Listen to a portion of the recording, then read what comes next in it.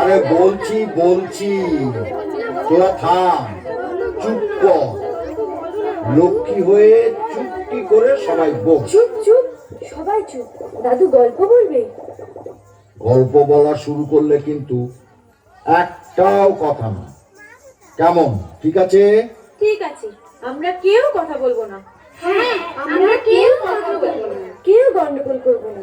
এই একদম কথা বলবি না কিন্তু। তুমি গল্প বলো দাদু। হ্যাঁ, তাহলে শোন। একটা রাজ্য ছিল, সেই রাজ্যের নাম দিগনগর। দিগনগর? সে আবার কোথায় দাদু? এই আবার কথা বলছিস? দাদু চুপ করে থাকতে বলেছে না? না রে, কথা বললাম কোথায়? দিগনগর দেশটা কোথায় জানতে চাইছি। দিগনগর অনেক অনেক দূরে, সাগর নদী জঙ্গল পাহাড় ছাড়িয়ে সে এক রূপকথার দেশে। ও বুঝেছি, তুমি রূপকথার গল্প বলবে তাই না গল্প দাদু?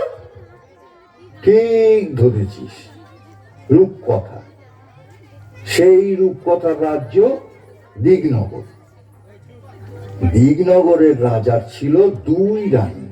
সুরানী আর দুয়ারানী। হ্যাঁ, ছোট রানী সুয়োরানী। সুয়োরানীর বড় আদর, বড় যত্ন। সুয়োরানী 7 মহল বাড়িতে থাকেন, 700 দাসী তার সেবা করে, পা ধোয়ায়, আলতা পরায়, চুল বাঁধে। 7 মালঞ্চের 7 সাজি ফুল, সেই ফুলে সুয়োরানী মালা গাঁথেন। 7 সিন্দুক ভরা 7 রাজার ধন মানিকের গহনা রানী পরে বসে থাকেন। সুয়োরানী যে রাজার প্রাণ। আর বড় রানী দুয়ারানী? বড় রানী দুয়ারানী তার বড় অনাথ, বড় অযত্ন। তাকে রাজা বিষ্ণয়নে দেখেন। একখানা ঘর দিয়েছেন ভাঙাচোরা, একটা দাসী দিয়েছেন বোবা কালা, পরতে দিয়েছেন ছেঁড়া শাড়ি, শুতে দিয়েছেন ছেঁড়া কাঁথা। দুয়ারানীর ঘরে রাজা একটা দিন আসেন, একবার বসেন, একটা কথা বলে চলে যান।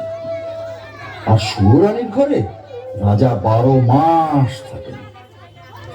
একদিন রাজা মন্ত্রীকে ডেকে বললেন, মন্ত্রী মশাই, আগে দেশ বিদেশে বেড়াতে যাব, জাহাজ সাজা। জি আগে মহারাজ। রাজার আদেশে মন্ত্রী জাহাজ সাজাতে গেলেন। 7খানা জাহাজ সাজাতে 7 মাস গেল। 6খানা জাহাজে রাজা চাকর বাকর যাবে, আর সোনার চাঁদোয়া ঢাকা সোনার জাহাজে রাজা নিজে যাবেন। মন্ত্রী এসে খবর দিলেন, মহারাজ, জাহাজ প্রস্তুত। রাজা গেলেন ছোট রানী সুয়োরানীর ঘরে। এমন সময় মহারাজ? দেশ বিদেশে বেড়াতে যাব, তোমার জন্য কি আনবো ছোট রানী? আমার জন্যে? আমার জন্যে এই হীরের রং বড় সাদা, হাত যেন শুধু দেখায়, মনে হয় যেন হাতে কিছু পরিনি।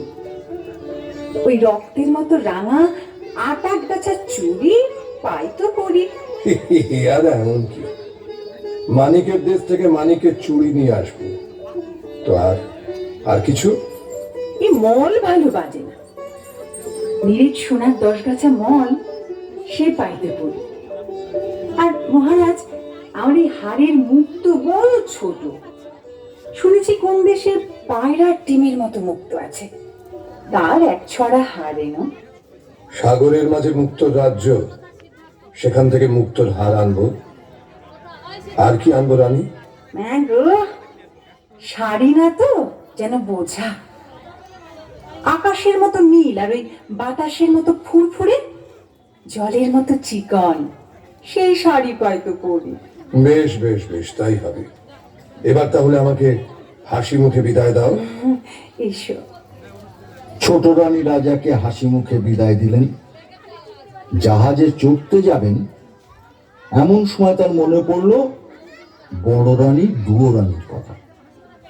রাজা দুয়োরানীর কাছে গেলেন। বড় রানী, বড় রানী। মহারাজ, তুমি? দেশ ভ্রমণে যাচ্ছি, যাওয়ার আগে তোমার সঙ্গে দেখা করতে এলাম। তোমাকে যে কোথায় বসতে দিই, ভাঙাচোরা ঘর। না না না না না, হ্যাঁ রানী,